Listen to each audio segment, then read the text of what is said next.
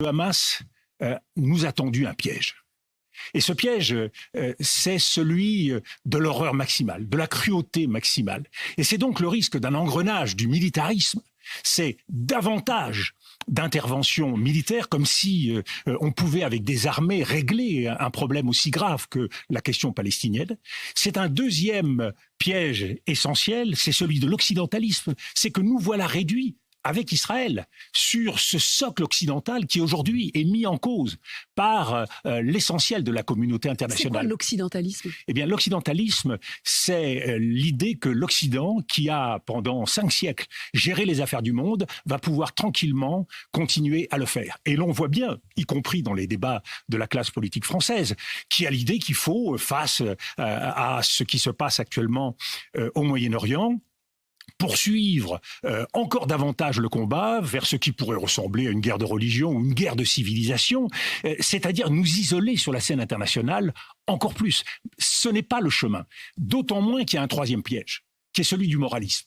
Et là, nous avons en quelque sorte la preuve par 9, à travers ce qui se passe en Ukraine et ce qui se passe au Proche-Orient, de ce 2 poids 2 mesures qui est dénoncé partout dans le monde, et y compris dans les dernières semaines quand je me déplace en Afrique, au Moyen-Orient ou en Amérique latine, le reproche est toujours le même.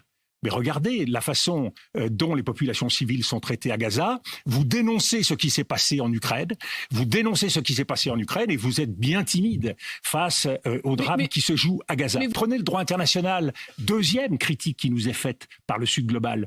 Le droit international, nous sanctionnons la Russie quand elle agresse l'Ukraine, nous sanctionnons la Russie quand elle ne respecte pas les résolutions des Nations Unies, et voilà 70 ans que les résolutions des Nations Unies sont votées en vain et que l'Israël ne les respecte pas. Est-ce que vous estimez qu'aujourd'hui les Occidentaux sont dans un péché d'orgueil ? Apolline de Malherbe, les Occidentaux doivent ouvrir les yeux sur l'ampleur du drame historique qui se joue devant nous pour trouver les bonnes réponses. C'est quoi le drame historique ? Le drame historique qui se joue devant nous... 7 octobre quand même d'abord, non ? Il y a bien sûr ces horreurs qui se passent. Mais la façon d'y répondre, elle est essentielle. Est-ce que nous allons assassiner l'avenir en trouvant les mauvaises réponses ? Assassiner l'avenir ? Assassiner l'avenir, pourquoi ? Mais qui assassine qui ? Mais vous êtes dans un jeu de cause et d'effet. Dans la chaîne des causalités, face au tragique de l'histoire, on ne peut pas prendre cette grille d'analyse, tout simplement parce qu'on n'en sort pas. Quand on a compris qu'il y avait un piège, mesurons que derrière ce piège, il y a aussi une donne qui a changé au Moyen-Orient dans la question palestinienne. Cette donne, elle est profondément différente. La cause palestinienne, c'était une cause politique et laïque. Aujourd'hui, nous sommes devant une cause islamiste menée par le Hamas. Évidemment, ce type de cause est absolu et ne permet aucune forme de négociation. Du côté israélien, il y a eu aussi une évolution. Le sionisme, il a été laïque et politique, porté par Théodore Herzl à la fin du XIXe siècle. Il est devenu aujourd'hui très largement messianique, biblique. C'est-à-dire que là aussi, on ne veut pas transiger. Et tout ce que porte le gouvernement d'extrême droite israélien, continuant d'encourager la colonisation, évidemment n'arrange rien, y compris depuis le 7 octobre. Donc, dans ce contexte, mesurons que nous sommes déjà dans cette région devant un problème qui paraît profondément insoluble. À cela s'ajoute le durcissement des États sur le plan diplomatique, ce qui est en train de se passer. Regardez les déclarations du roi de Jordanie. Ce ne sont pas les mêmes qu'il y a 6 mois. Regardons les déclarations d'Erdogan en Turquie. Précisément, ce sont des déclarations extrêmement dures. Extrêmement inquiétantes. Pourquoi ? Parce que si la cause palestinienne, la question palestinienne n'a pas été mise sur le devant de la table, n'a pas été mise sur la scène, et si la plupart des jeunes aujourd'hui en Europe n'en ont souvent jamais entendu parler, elle reste pour les peuples arabes, elle reste la mère des batailles. Tout ce chemin qui a été fait vers une tentative de stabilisation du Moyen-Orient, où on a pu croire effectivement... Mais la faute à qui ? C'est là que j'ai un petit peu du mal à vous suivre. Mais Madame la faute Apolline au de Hamas. Malherbe, moi je suis par formation diplomate. La question de la faute, elle sera traitée par les historiens et elle sera traitée par les philosophes. Mais vous ne pouvez pas rester comme ça dans une forme de neutralité, c'est difficile. Mais je ne suis pas dans la neutralité, je suis dans l'action. Je vous dis simplement que chaque jour qui passe, on peut faire en sorte que ce cycle effroyable, c'est pour ça que je parle de piège, et c'est pour ça qu'il est si important de savoir quelle réponse on va donner. Nous sommes aujourd'hui seuls face à l'histoire, et on ne traite pas ce nouveau monde, sachant qu'aujourd'hui, nous ne sommes plus en position de force. Nous ne sommes pas capables de gérer seuls, en gendarmes du monde, tout cela. Eh bien justement, qu'est-ce qu'il faut faire? C'est là où il est essentiel de ne se couper de personne sur la scène internationale. Y compris des Russes? Tout le monde. Je le Tout dis. le monde. Mais Il faut aller demander de l'aide. Si les Russes, mais je ne dis pas qu'il faut aller demander de l'aide aux Russes, je vous dis si les Russes peuvent apporter une contribution en faisant en sorte de calmer un certain nombre des factions de cette région, eh bien, cela ira dans le bon sens. Comment on fait pour proportionner par rapport à la barbarie? C'est plus armée contre armée. Mais enfin, écoutez, Madame Apolline de Malherbe, les populations civiles qui sont en train de mourir à Gaza, elles n'existent pas. Alors, parce que l'horreur a été commise, il faut que l'horreur soit commise de l'autre côté. Est-ce qu'il faut faire Mais je le fais. Mais non, c'est vous qui le faites. Non, c'est vous qui le faites. Moi, je ne vous dis pas que je renvoie dos à dos les fautes. Un peu quand même. Non, pas du tout. Pas du tout.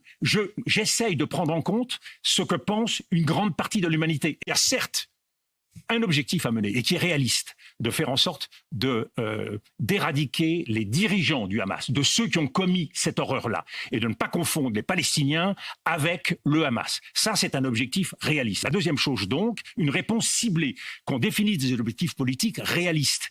Et la troisième chose, c'est une réponse couplée, parce qu'il n'y a pas d'usage de la force efficace sans stratégie politique. Nous ne sommes pas en 1973 ou en 1967. Il y a des choses qu'aucune armée au monde ne sait faire. C'est gagner dans un combat asymétrique contre les terroristes. La guerre contre le terrorisme n'a jamais été gagnée nulle part. Et elle enclenche au contraire des méfaits et des cycles et des engrenages extrêmement dramatiques. Si l'Amérique a perdu en Afghanistan, si l'Amérique a perdu en Irak, si nous avons perdu au Sahel, parce que à force de ne pas reconnaître la réalité des choses, eh bien nous sommes entraînés. Eh bien c'est parce que c'est un combat qui ne se mène pas de façon simple et que c'est pas avec un marteau qu'on frappe sur un clou et le problème est réglé. Et donc il faut arriver à mobiliser la communauté internationale, sortir de cet enfermement occidental. Mais quand Emmanuel Macron dit justement, et il parle d'une coalition internationale. Mais oui, et quelle a été la réponse?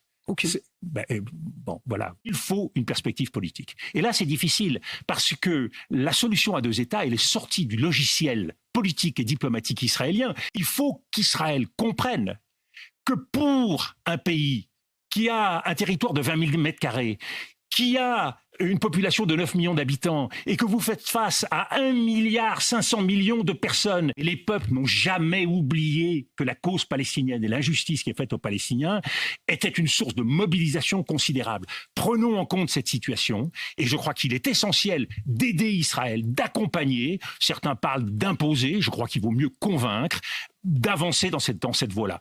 La difficulté, c'est qu'il n'y a pas d'interlocuteur aujourd'hui, ni du côté israélien, ni du côté palestinien. Il faut faire émerger des interlocuteurs. C'est pas à nous de choisir qui vont être les dirigeants de la Palestine. La politique israélienne n'a pas forcément voulu, au cours des dernières années, faire émerger un leadership palestinien. Beaucoup sont en prison et l'intérêt d'Israël, parce que je le redis, c'était pas dans le logiciel et dans l'intérêt d'Israël à l'époque, pensait-il, c'était au contraire de diviser les Palestiniens et de faire en sorte que cette question palestinienne s'efface. Cette question palestinienne, elle ne s'effacera pas. Et donc, il faut la traiter et il faut lui apporter une réponse. Et c'est là où il faut du courage. L'usage de la force est une impasse.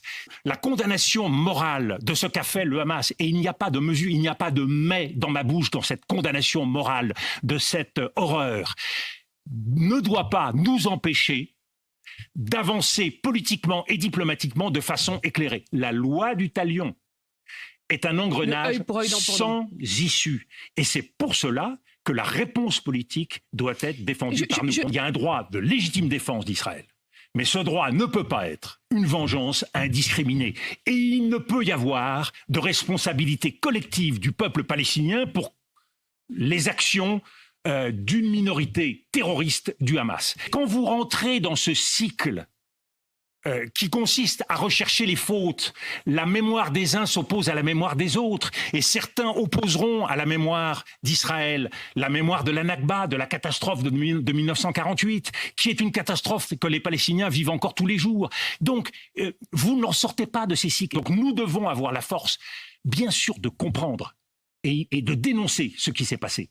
Et de ce point de vue-là, il n'y a pas de doute sur la position qui est la nôtre. Mais nous devons avoir le courage. Mais c'est ça la diplomatie. La diplomatie, c'est d'être capable, au fond du tunnel, d'imaginer qu'une lumière est possible. Et c'est ça la ruse de l'histoire. Quand on est au fond du gouffre, il y a quelque chose qui se passe.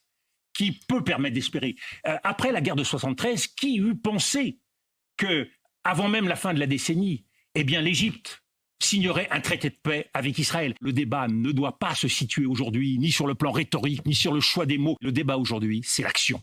Il faut agir. Et quand vous réfléchissez sur l'action, il y a deux possibilités. Soit c'est la guerre, la guerre, la guerre, soit c'est essayer d'avancer dans la paix. Et je le redis, c'est l'intérêt d'Israël. C'est l'intérêt d'Israël.